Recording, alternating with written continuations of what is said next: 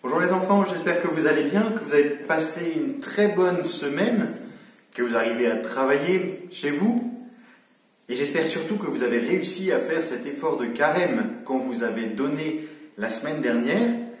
Et je vous annonce l'effort de carême pour la semaine prochaine. Voilà, on va vous demander, si vous le pouvez, vous avez sûrement dans votre entourage des gens qui sont seuls. Des voisins, des grands-parents, un oncle ou une tante, voilà. Des gens qui vivent tout seuls. Et peut-être que, justement, ce serait l'occasion de prendre de leurs nouvelles. Donc l'effort de carême cette semaine, c'est d'appeler une personne de votre entourage qui est seule et de prendre de ses nouvelles.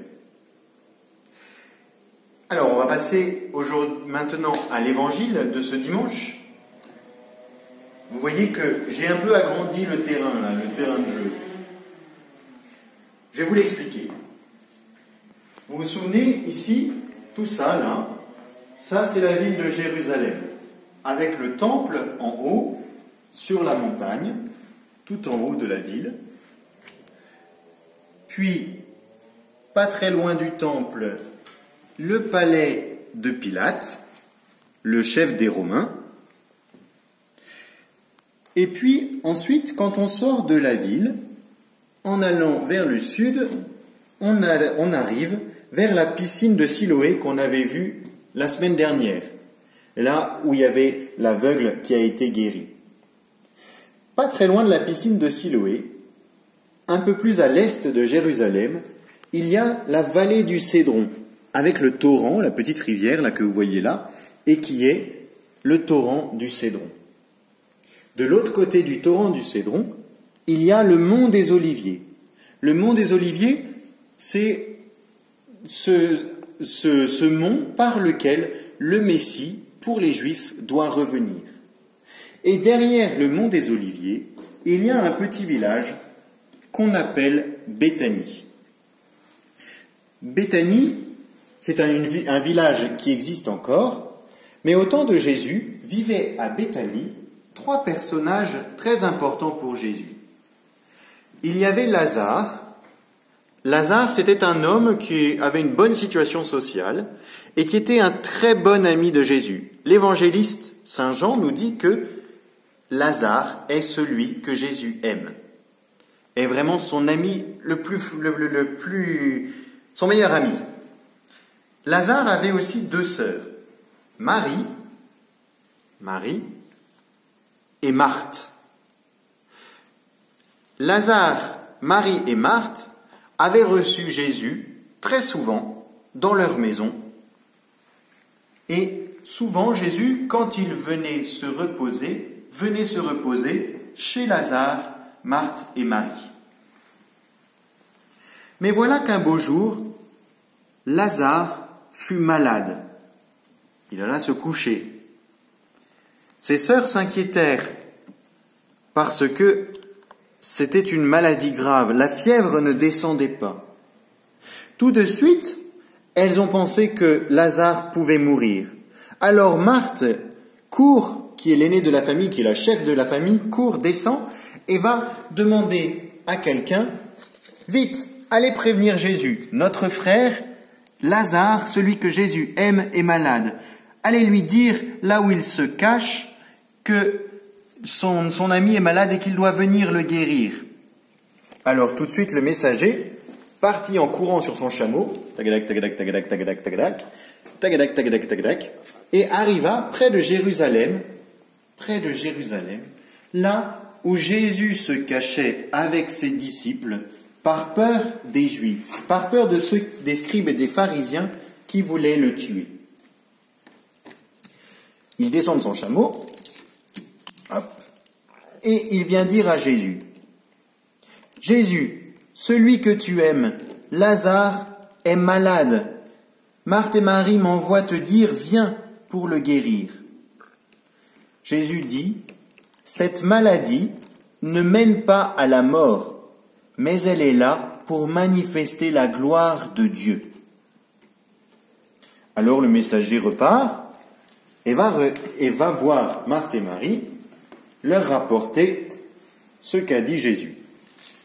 Jésus a dit que cette maladie est pour la gloire de Dieu, que Lazare vivra. » Alors Marthe et Marie, toutes confiantes, pensent que Jésus dit vrai.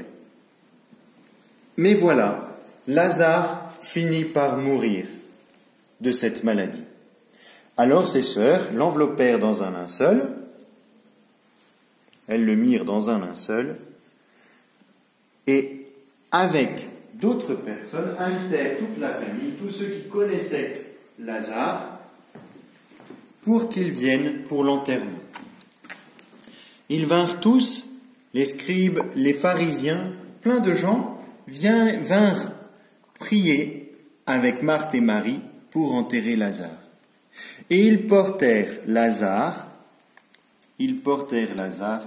au tombeau. Ce tombeau, c'était une petite grotte devant laquelle on roulait une pierre pour le fermer. Et donc, ils mirent Lazare dans le tombeau. Et ils roulèrent la pierre. Et tous vinrent consoler Marthe et Marie qui pleuraient.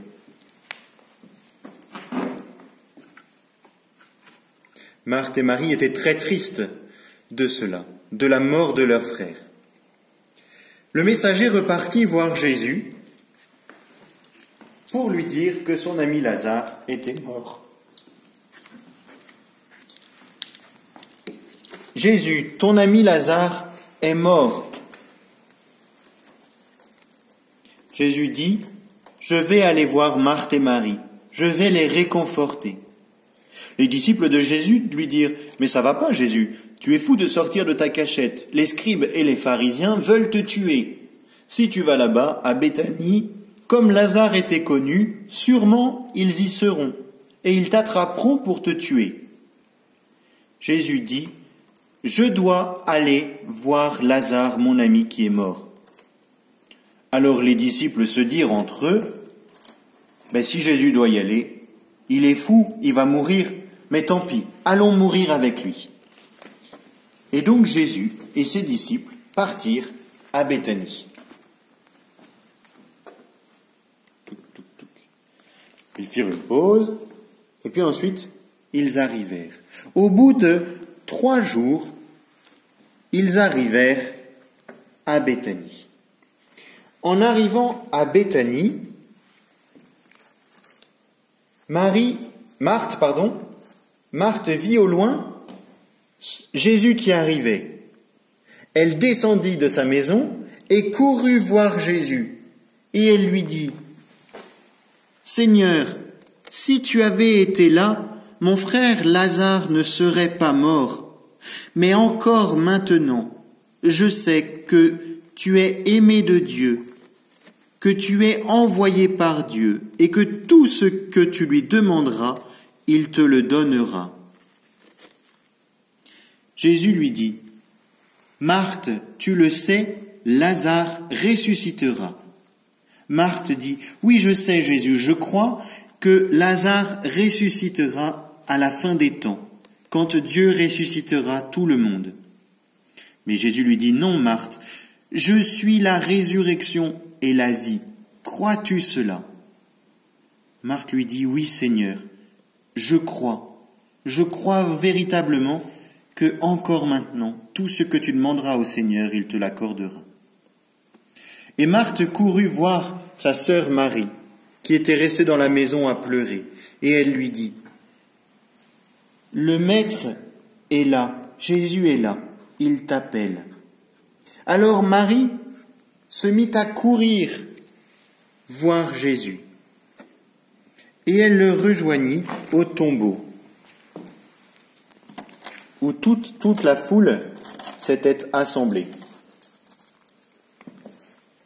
Toute la foule s'était assemblée avec les disciples, les scribes et les pharisiens, Marthe, qui avait amené Jésus au tombeau, et Marie. Et Marie se mit à pleurer. Elle se prosterna devant Jésus et dit, « Seigneur, si tu avais été là, mon frère ne serait pas mort. » Et Jésus, devant le chagrin de Marthe et Marie, pleura lui aussi sur la mort de son ami. Les scribes et les pharisiens se dirent « ça lui sert à rien de pleurer. Il en a ressuscité d'autres, il en a soigné d'autres. S'il l'avait voulu, il aurait pu le soigner avant qu'il meure. Ça ne lui sert à rien de pleurer. » Mais d'autres disaient « Il pleure, regardez comme il l'aime, comme il l'aimait. »